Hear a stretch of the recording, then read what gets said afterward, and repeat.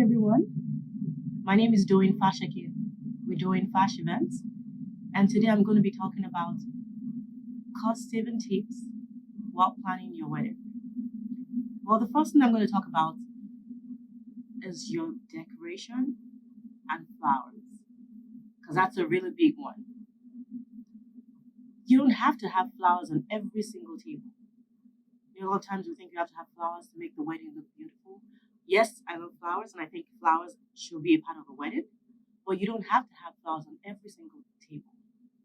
You can alternate your flower arrangements, maybe have candles on some tables and have floral centerpieces on some tables in order to save money. Also, talk to your florists. Ask them what type of flowers are cost effective.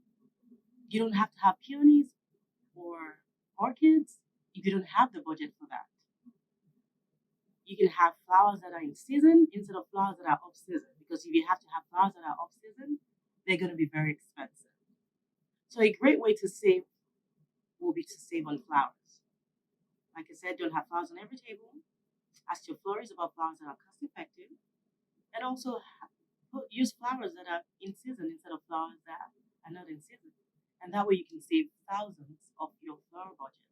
The second tip will be to control your wedding guest list. You don't have to invite guests that your budget doesn't allow.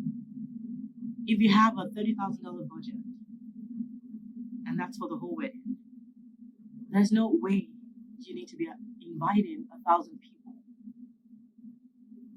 I mean, everything costs money. Imagine having to feed 1,000 people. Imagine having to decorate 100 tables. I mean, that's just going to cost a lot of money. So make sure you cut down your wedding guest list to fit the budget for your wedding. A third tip would be your wedding dress. Yes, there's so many beautiful wedding dresses, but you don't have to pay the full price for your wedding dress. You can actually go to a bridal show. A lot of times you see bridal shops or bridal shows giving discounts on the wedding dresses, because sometimes the wedding dress is from the past season. So let's say you go to a bridal show, 2019 bridal show. Bridal shops may be at the show with 2018 dresses, and they're trying to get rid of that dress. So they give it off at a really high discount. I've had a bride who bought a $3,000 dress for $300, and it was still a very beautiful dress. Guess what? The guests didn't know that it was a $300 dress. Everybody thought it was like a beautiful dress. It looked like a $3,000 dress, but she didn't have to pay the full price for it. So that's a great way to save money. Your wedding dress. Also, go to the stores whenever they're having a trunk show. When they're having trunk shows, they have like lots of sales going on. Also, if you buy off the rack as well at the store, you don't have to order your dress. Maybe buy what they have there. If it's clean and still looks new, you're definitely going to get a huge discount off of it. You can get anywhere from like 30% to 50% off the dress. Another great way to save money on your wedding is by limiting the alcohol. You don't have to have alcohol throughout the reception.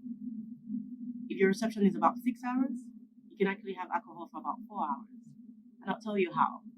So your wedding reception, which is a cocktail reception, that's fine. Everybody will be drinking because they're mingling. So that's a good way to serve alcohol during that time. But then you can ask your venue to stop the alcohol for about an hour after the cocktail hour. And that's because it's going to take guests about 30 minutes to 40 minutes or even more to settle into their seats. Also, some of the guests still have drinks in their hands, while they go into the reception hall. So you don't really need to try to give them more drinks at that time. So you can save an hour right there, or maybe 30 minutes. It's up to you. Also, towards the end of the reception, most guests are going to be drinking whatever they have in their glasses for about an hour. So why don't you stop serving alcohol an hour before the reception ends?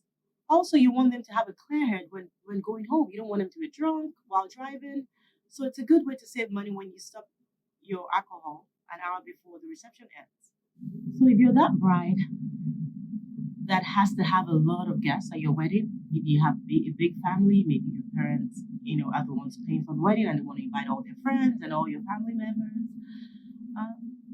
I'll say a good way to save on cost would be with the venue.